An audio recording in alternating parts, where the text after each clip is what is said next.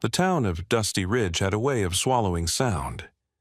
Even the wind, sharp and restless, seemed to move like a whisper over the cracked earth and abandoned fences.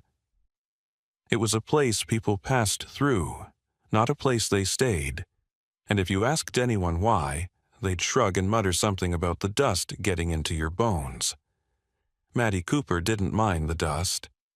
At 9 years old, she had decided that dust meant freedom. No city sidewalks telling her where to walk, no neighbors banging on the walls because she was laughing too loud. Here, it was just her grandpa Ray, and the big, open sky. The sun beat down hard that afternoon, making everything shimmer and blur. Maddie sat in the battered passenger seat of Ray's old Ford pickup, legs swinging idly as they bounced down the rutted dirt road toward the edge of town.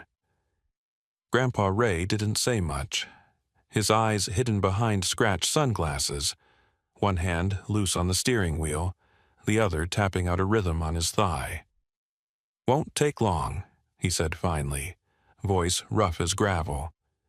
"Just patching up that busted truck for Grady." Maddie nodded, not really listening. Any excuse to get out of the house was a good one. The Northern Yards wasn't a pretty place. It was a sprawling, dusty lot filled with rusted-out vehicles, broken fences, and rows of metal cages. Maddie wrinkled her nose as they pulled up, the smell of oil, sweat, and something sour hitting her like a slap. Grandpa Ray hopped down stiffly from the truck. "Stay close, kid," he said. "This ain't exactly Disneyland." Maddie nodded again, but her gaze had already been pulled elsewhere. Past the rows of bent fenders and piles of tires, she spotted the cages. Dozens of them, lined up haphazardly, their occupants shifting and panting in the heat. Dogs. So many dogs. Some barked wildly as she approached. Others cowered in the corners. Maddie moved slowly, heart hammering, weaving between the rows as the world narrowed down to the sound of her own breathing and the soft scrape of her sneakers on the dirt. And then she saw her. In the farthest cage, almost hidden behind a toppled stack of fencing, a German shepherd lay curled tight, ribs stark against a sunken belly, coat dulled to a lifeless gray. She was bigger than the others, but thinner too, the kind of thin that made Maddie's chest ache. The dog's head lifted slightly at her approach, one dark eye peering out from behind a matted forelock. There was something else, too, a subtle shift in the dog's body, a way she positioned herself, shielding her swollen belly with desperate care. Pregnant. Maddie dropped to her knees in the dust without thinking. "Hey, girl," she whispered, voice catching. "It's okay, I'm not going to hurt you." The dog didn't move, didn't growl. She just looked at Maddie with that same quiet, heartbreaking hope, as if she wanted to believe the words but couldn't afford to. "Hey!" a rough voice barked behind her. Maddie jerked around to see a wiry man in a grease-stained cap stomping toward her. "Mr. Grady, you don't belong back here, kid," he snapped. "These ain't pets, they're waste."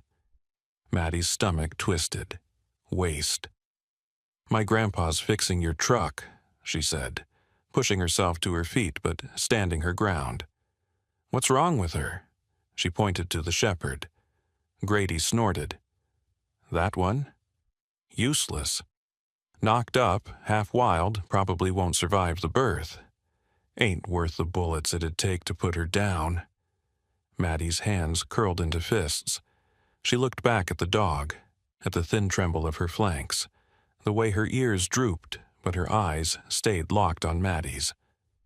"I want her," Maddie said, voice stronger than she felt. Grady barked out a short, mean laugh. "You want her, you pay for her. Otherwise, she's headed for the pit come Friday." Maddie didn't have money. She barely had enough to buy a popsicle from the gas station. She spun on her heel and tore back through the lot, dust flying up behind her. "Grandpa!" she shouted, skidding to a stop where Ray was bent over a rusted-out engine. Grandpa, we have to get her. Ray straightened slowly, wiping his hands on an old rag. Who? The dog, Maddie gasped. She's gonna have puppies and Mr. Grady's gonna... She couldn't even say it. Ray sighed, pulling off his cap and scratching at his close-cropped white hair. He looked past Maddie toward the cages, toward the shepherd barely visible in the shadows, his mouth set into a grim line. Maddie, he said, low and patient, we can't save every lost soul that wanders into our path. Lord knows if we could, we would. But this one's different, Maddie pleaded, voice breaking. Please, Grandpa, she's not just some dog. She needs us. Ray looked at her a long moment, his eyes the same pale blue as the endless New Mexico sky. Finally, he muttered something under his breath and tossed the rag into the back of the truck. Fine, but she's your responsibility, understand? You feed her, you clean up after her. She so much as growls at you, she's gone. Maddie nodded so hard her teeth rattled. Yes, sir, thank you, Grandpa. Grady wasn't happy about it. He grumbled and cursed under his breath the whole time he unlocked the cage, muttering about soft-hearted fools and wasted money. Ray slipped him a few crumpled bills, more than Maddie wanted to think about. But he didn't argue. He just opened the cage door and stepped back. For a moment, the shepherd didn't move. She stayed curled up tight, trembling so hard the metal of the cage vibrated. Come on, girl, Maddie coaxed gently, crouching low. You're safe now, I promise. Slowly, painfully, the dog uncurled herself. She stepped forward on trembling legs, head low, ribs heaving. Every step looked like it cost her something. But she came. Maddie held her breath as the shepherd approached, the world narrowing down to the soft scuff of paws on dirt and the fragile, invisible thread stretched between them. At the edge of the cage, the dog stopped. She tilted her head just a little, the barest hint of curiosity shining through the exhaustion. And then she looked at Maddie, not with fear, not with anger, but with something so raw and pleading that Maddie felt tears sting her eyes. It wasn't a question of survival anymore, it was a question of trust.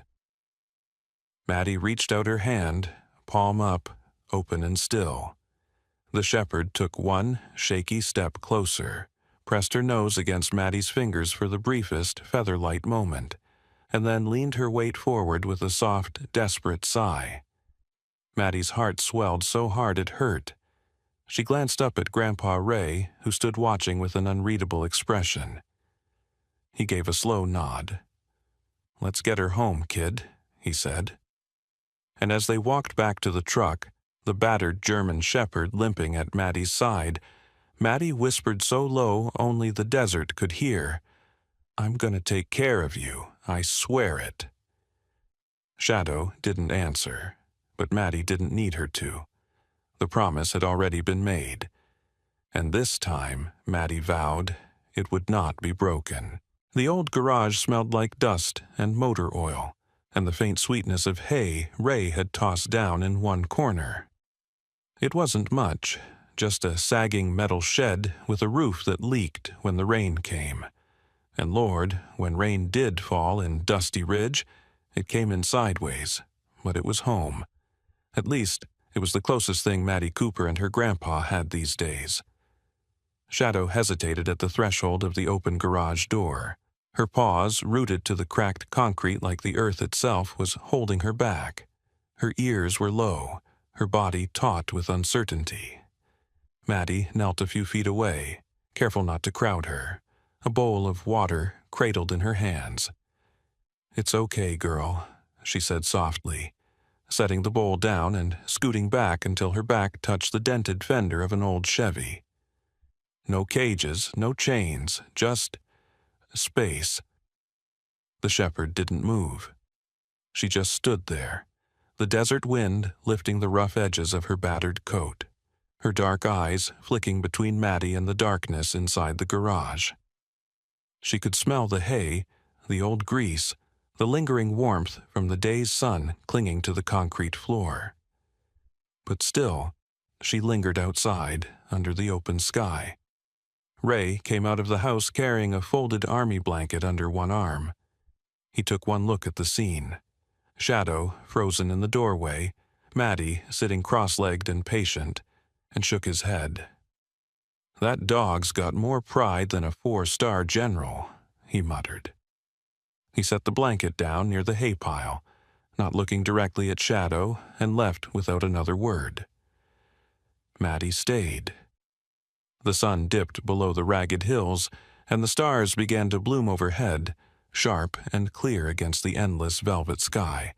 The desert always looked loneliest at night, but tonight, somehow, it felt less empty.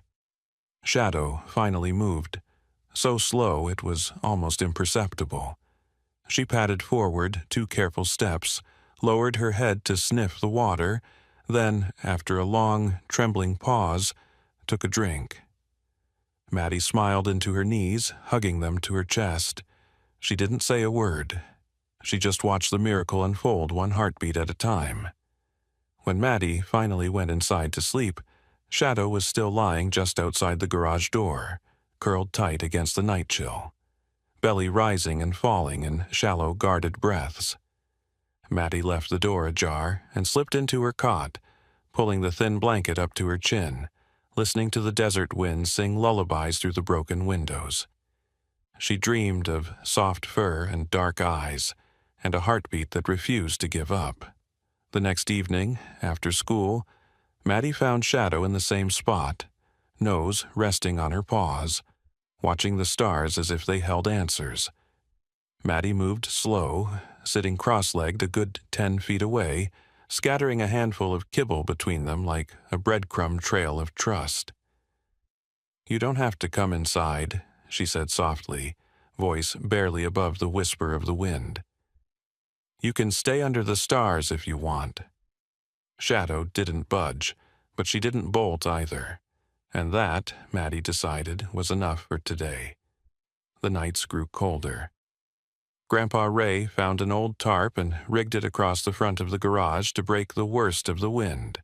Shadow still refused the hay nest inside. She stayed on the threshold, halfway between the broken world behind her and the uncertain future ahead. And Maddie stayed too, bundled in coats too big for her. A battered thermos of cocoa steaming at her side, talking softly about everything and nothing. School lunches she hated. The neighbor boy Leo who always made her laugh. How sometimes she missed her mom so bad her chest hurt like a bruise she couldn't touch. Shadow listened. Or maybe she just endured. But every night she crept a little closer, her trust unfolding slow and fragile as the first shoots of spring. Then, 3 nights after the full moon, it happened. Maddie was sitting on the stoop of the house, her math book forgotten on her lap, when she heard the first low whimper. She sat bolt upright, heart hammering. The whimper came again, soft and raw and almost questioning. Shadow. Maddie threw off her blanket and raced barefoot across the dirt yard. She skidded to a halt near the garage, breath catching. Shadow was standing in the center of the clearing, her belly heaving, muscles rippling under her thin coat. She pawed at the ground, circled once, then lowered herself onto the dirt with a grunt of effort. "Grandpa!" Maddie shouted, not taking her eyes off Shadow for a second. "Grandpa, it's happening!" Ray came rushing out in his long johns and boots, a flashlight bouncing wildly in his hand. "Stay back, Maddie," he said roughly, though his hand was gentle when it landed on her shoulder.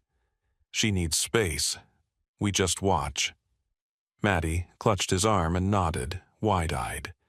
Shadow strained and trembled, her breath coming in short gasps. Minutes dragged into aching eternities. Maddie's fists clenched and unclenched at her sides. She whispered prayers she barely remembered learning. "Please, please, please." Then, at last, with a soft, desperate cry, a tiny body slid into the dust. Ray let out a long, shaky breath.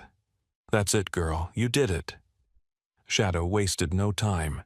She turned and began licking the newborn with frantic urgency, clearing the nose, the mouth, the tiny limbs. Maddie leaned forward, tears blurring her vision. The pup was so small, barely the size of Maddie's hand, its fur slick and glistening in the moonlight. It gave a feeble kick, then a shuddering breath. "It's alive," Maddie breathed, her voice cracking. "Grandpa, it's alive."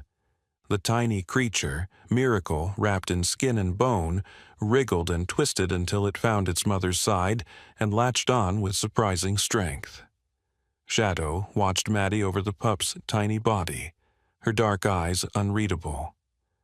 "I think she's a fighter," Ray murmured, his voice thick. Maddie knelt in the dust, ignoring the cold seeping into her jeans, and whispered, "Hi there, little sparrow. Welcome home." The pup's fur, still damp, gleamed silver in the starlight, a fragile beacon against the darkness.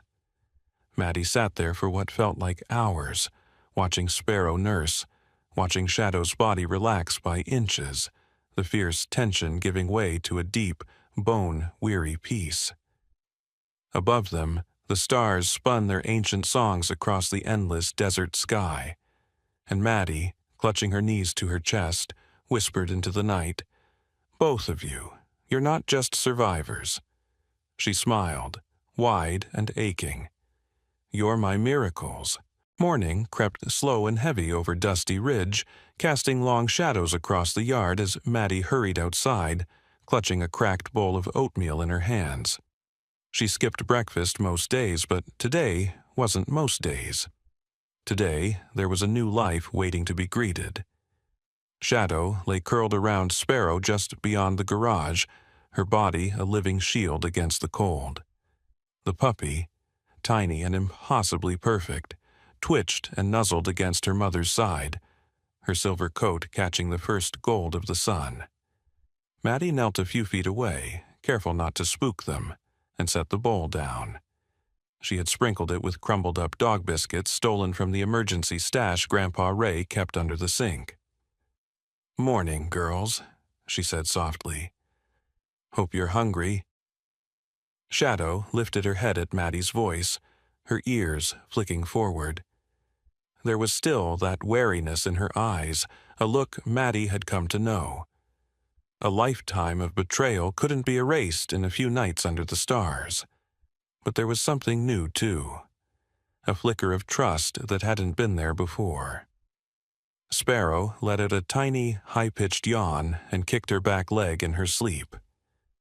Maddie laughed under her breath. "You're already a handful, aren't you?" Ray emerged from the house, squinting into the sun, a battered mug of coffee steaming in his hand.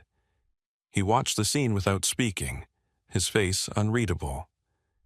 Maddie caught him looking at Shadow like a man staring at a ghost he wasn't sure he wanted to believe in.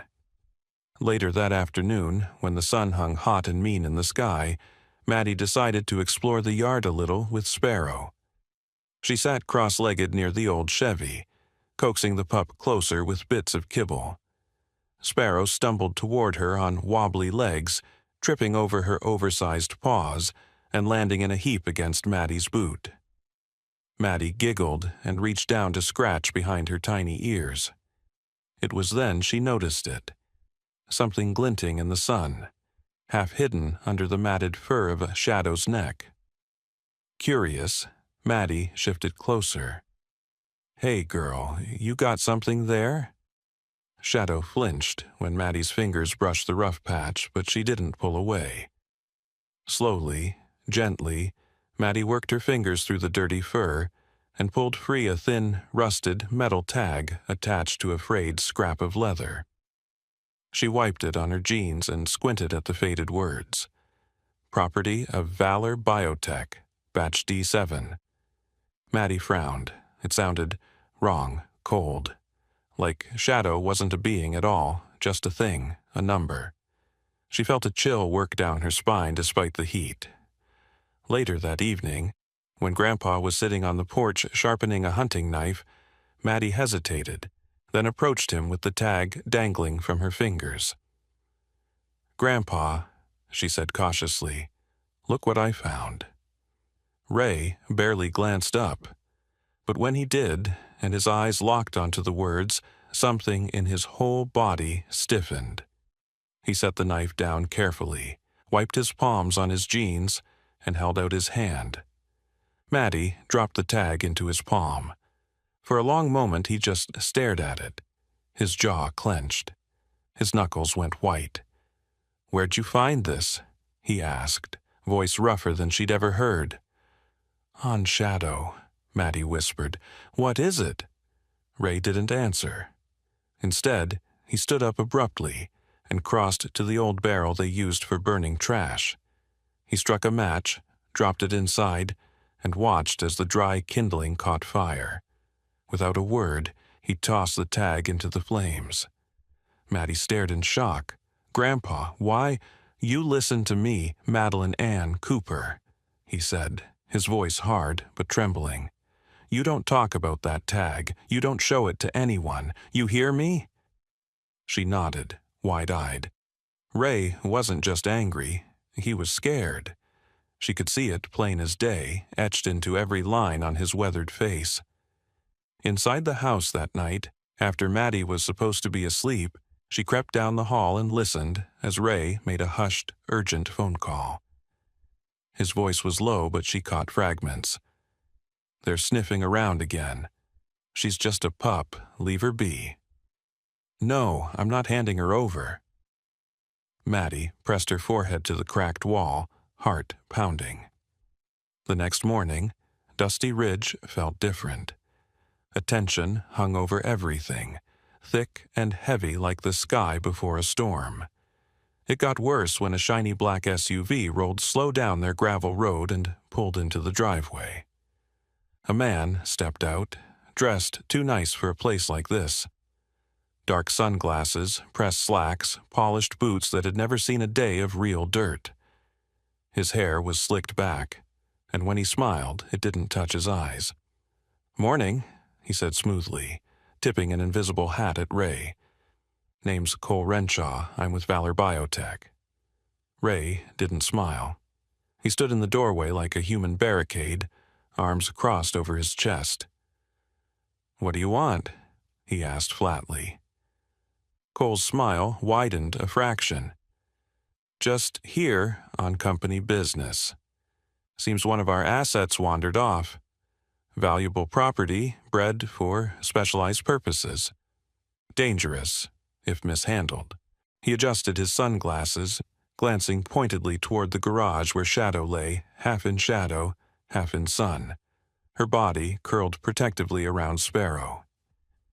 Maddie, hiding just inside, felt a knot twist tight in her stomach. "That dog and her pup," Cole said lightly, "belong to Valor. We're here to retrieve them." Ray's jaw clenched. "You got a warrant?" Cole shrugged. "Not yet, but I got lawyers and patience, neither of which, from the looks of things, you can afford." Maddie's fists balled at her sides. "They're not things," she muttered under her breath. Cole tilted his head, as if hearing the whisper.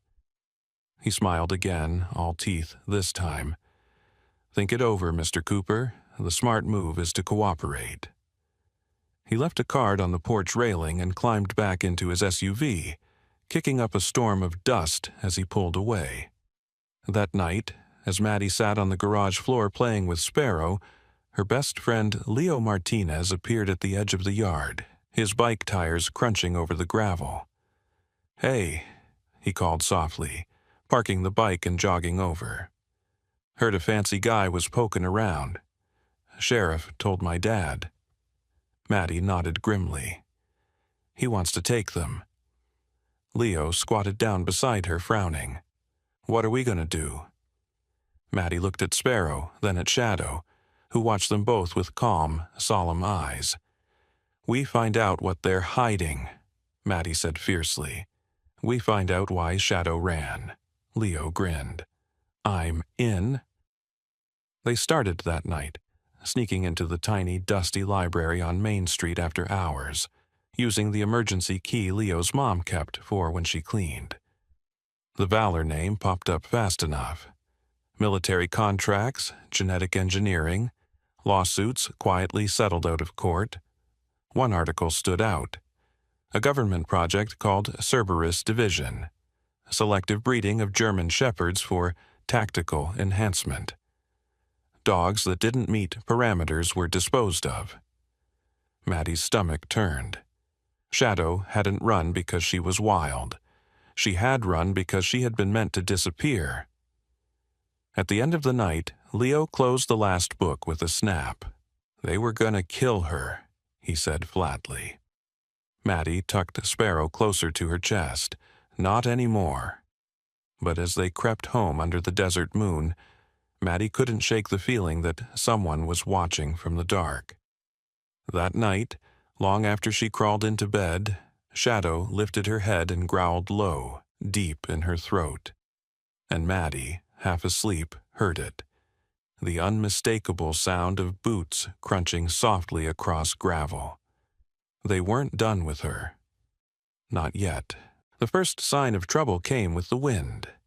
Dust rolled over Dusty Ridge like a living thing, curling under the doors and rattling loose window panes.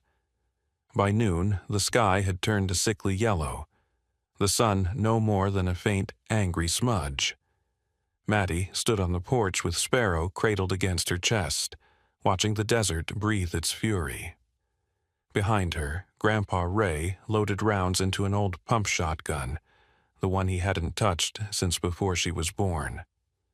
Shadow paced along the porch steps, her body tense, her ears flicking back and forth, reading every shift in the air.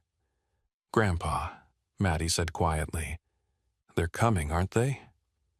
Ray didn't look up. Soon. The phone had been ringing off the hook all morning. Calls from neighbors, warnings whispered over crackly lines. Sheriff Nolan Tate had swung by early, pulling Ray aside for a conversation too quiet for Maddie to catch. When he left, he pressed a heavy hand to her shoulder and said, "You be brave, little lady." Now, the town's quiet, a kind of silence that feels loaded, like the long breath before a gunshot. Shadow paused, head snapping toward the dirt road that led out of town. A low growl rumbled from her chest. Through the grit and dust, headlights appeared. 3 vehicles, black and hulking, rolling in slow like they owned the world. Valor Biotech hadn't come to talk this time. They'd brought mercenaries. Ray stepped onto the porch beside Maddie, shotgun held loosely at his side. "Go inside," he said. "I'm not leaving Shadow," Maddie whispered fiercely. Ray looked down at her, something proud and scared flickering across his weathered face. Then, "Stay low and stay smart." The trucks screeched to a stop, doors swinging open. Men spilled out, thick-necked, hard-eyed, dressed in tactical gear too polished for this dusty backwater. At their head was Cole Renshaw. Immaculate, even in the storm, his sunglasses glinting. "You've had your time, Mr. Cooper," he called over the howling wind. "We're here for the dog. Hand her over and no one gets hurt." Ray raised the shotgun slightly, not pointing it yet but ready. "This is private land, sheriff's orders. You set 1 foot past my fence, you're trespassing." Cole smiled that thin, humorless smile. "You think a washed-up mechanic and a mutt can stop what's coming?" He signaled sharply. 2 of the mercenaries broke off, moving low and fast along the fence line. That was when the second truck pulled up. A battered sheriff's cruiser, red and blue lights barely visible through the dust. Sheriff Nolan Tate stepped out, shotgun resting over his shoulder, and beside him came half the town. Ranchers, shop owners, old veterans, even Mrs. Lansing from the diner, all armed with whatever they had, rifles, pitchforks, even a few shovels. "You're not welcome here," Sheriff Tate said, his voice cutting clean through the storm. Cole's expression tightened. This isn't your concern anymore, Sheriff. This is federal. No, it ain't, Tate replied calmly. Not till the feds show up themselves. Till then, Dusty Ridge stands together. Maddie pressed her face into Sparrow's fur, heart hammering so loud she thought surely everyone could hear it. But Shadow stood tall, right in front of her, unflinching, protecting. Suddenly, a whistle split the air, one of the mercenaries trying to circle toward the back of the garage. Shadow exploded into motion. She leapt the porch rail like it was nothing, her muscles bunching and flowing with the kind of strength Maddie had only glimpsed before. She barreled straight toward the man, barking ferociously. The man raised a taser, too slow. Shadow knocked him off his feet with the full force of her body. The taser clattered into the dirt. "Stay with Sparrow," Ray barked as he rushed forward, shotgun leveled.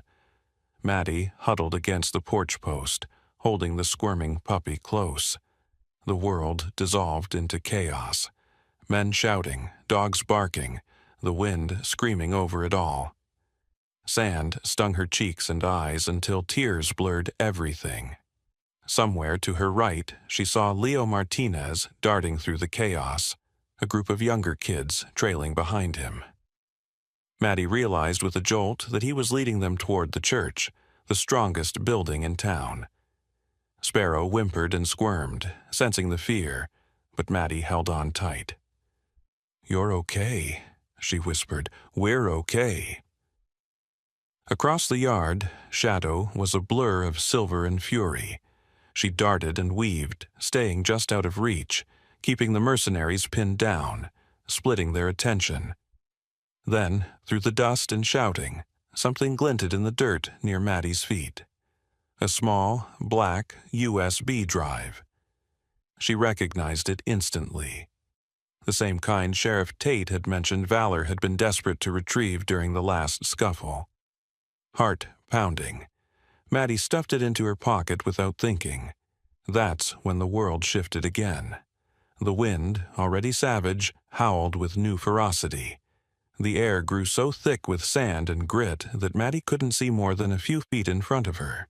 It was like the desert itself had risen up to protect them. Figures moved like shadows. Valor's men scattering, losing their bearings in the storm. Shadow appeared at Maddie's side, panting, battered but standing firm. She nudged Maddie with her nose, her message clear. "Move." Now, together, they bolted across the yard, stumbling toward the garage. Ray caught sight of them through the swirling dust and fired a warning shot into the air. The mercenaries hesitated. It was all the opening the town needed. From the church steeple, Leo waved wildly, signaling Maddie. She clutched Sparrow and sprinted for the safety of the stone building, Shadow glued to her side. Inside, the church was dim and cool. Mrs. Lansing wrapped an old quilt around Maddie's shoulders the moment she stumbled in. Sparrow whimpered, but settled quickly against her chest. Sheriff Tate came in last, slamming the heavy oak doors shut behind him. He locked eyes with Ray across the room, nodding once. "We held them off," Tate said, "for now." Maddie felt the USB drive burning a hole in her pocket. She slipped it into Ray's hand without a word. He turned it over once, understanding dawning in his eyes. "This," he muttered, "might be the key to bringing them down." Maddie looked at Shadow, who was licking Sparrow's head with infinite gentleness, and felt something fierce and bright surge inside her. Dusty Ridge wasn't going down without a fight, and neither were they. The storm broke at dawn, leaving behind a battered, bruised, dusty ridge. Dust coated everything: rooftops, fences, the warped wooden sign that still creaked out front of Cooper's garage. But underneath the dirt and broken glass, something stubborn, something fierce, still pulsed through the town. Hope. Maddie sat cross-legged on the floor of the old church. Sparrow nestled against her knee, Shadow lying stretched out beside them both. Around them, townsfolk stirred back to life, coughing, dusting off coats, checking on each other with gruff pats and murmured words. Sheriff Tate, his uniform torn and his hat missing, knelt by the pew where Grandpa Ray was hunched over the battered USB drive. "You sure this is enough?" Tate asked, voice rough. Ray plugged the drive into an old laptop Leo's dad had fetched from the general store. Files flickered onto the cracked screen. Documents, emails, photographs, clinical trial logs, unauthorized experiments, invoices paid out to companies that didn't exist. And there, in one blurred photo, was Shadow, smaller, younger, chained to a steel pole with cold, dead eyes staring into the camera. Maddie looked away, her fists clenching. "It's enough," Ray said grimly. "It's more than enough." By noon, the sheriff's office had faxed the entire contents of the drive to the state authorities. Maddie overheard him on the crackling radio, speaking fast and low. "We have evidence. Biological violations, civil rights breaches, illegal experimentation. We need backup, and we need it now." For the first time in days, Maddie felt the weight in her chest loosen just a little. Valor Biotech couldn't hide anymore. It didn't take long after that. Within a week, federal agents swept through Valor's regional offices like a sandstorm. Cole Renshaw and half a dozen high-ranking executives were taken into custody. The news made it all the way to Albuquerque's local channels, headlines blaring, "Biotech giant topples after desert town stand."